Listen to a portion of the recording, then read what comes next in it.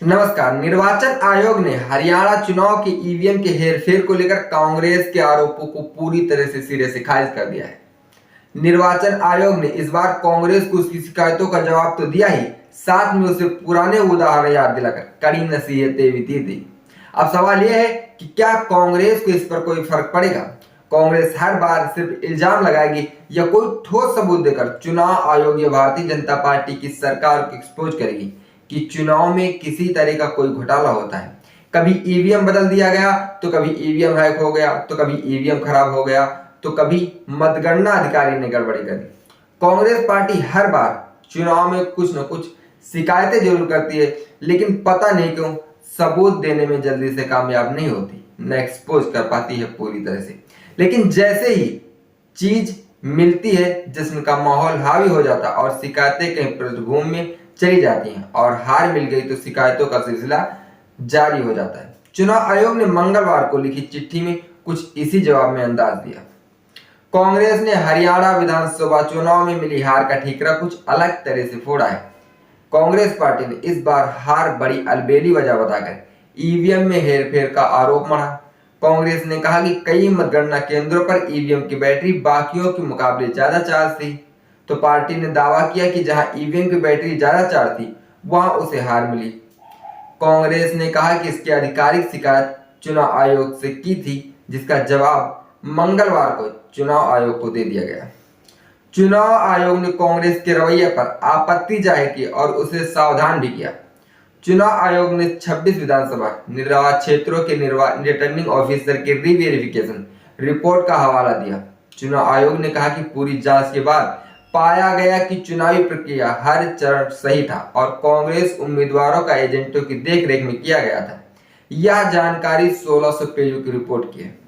चुनाव आयोग ने कांग्रेस को दिए जवाब में कहा कि रिटर्निंग ऑफिसर को चुनावी प्रक्रिया में किसी भी तरह की गड़बड़ी का सबूत नहीं मिला है। जवाबों से पता चलता है कि कांग्रेस के उम्मीदवारों, प्रतिनिधियों और उनके एजेंट चुनाव की विभिन्न प्रक्रियाओं में शामिल थे, जिसमें ईवीएम प्रक्रिया भी शामिल है। तो इसमें घोटाला या कोई गड़बड़ी कैसे हो सकती है? 8 अक्टूबर को मतगणना के दिन कांग्रेस ने चुनाव आयोग को एक ज्ञापन भेजा था, जिसमें आरोप लगाया था कि सुबह 9 बजे से 11 बजे के बीच आयोग की वेबसाइट पर हरियाणा के परिणामों को अपडेट करने में बेवजह सुस्ती दिखाई गई, जिस कारण संदेह होने का मौका मिला। बाद में एक संवाददाता सम्मेलन में कांग्रेस के जयराम रमेश और पवन खेड़ा ने भी ज्यादा चार्ज बैटरी वाले ईवीएम में कांग्रेस के उम्मीदवारों को झटका लगने की बात भी कही थी। लेकिन इस बात का जवाब अब चुनाव आयोग ने दे दिया है।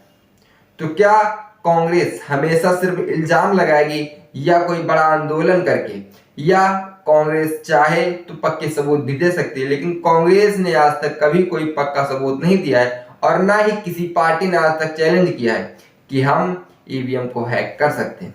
तो ऐसे में इंडिया गठबंधन या विपक्ष, जब कोई भी पार्टी जब विपक्ष में रहती है, तो क्यों ईवीएम पर हार का ठीकरा फोड़ दिए?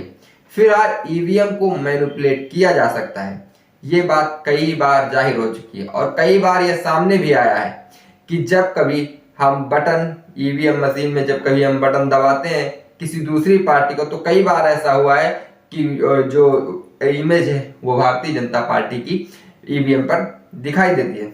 फिलहाल इस मामले को लेकर आपका क्या मानना है? जिस तरीके से चुनाव आयोग ने कांग्रेस को जवाब दिया है, क्या कांग्रेस को कोई ठोस सबूत चुनाव आयोग के सामने पेश करना चाहिए और चुनाव आयोग या भारतीय जनता पार्टी को एक्सपोज करना चाहिए, या ये सिर्फ एक कांग्रेस का हार का ठीकरा फोड़ने का और खुद को बचाने का बहाना है?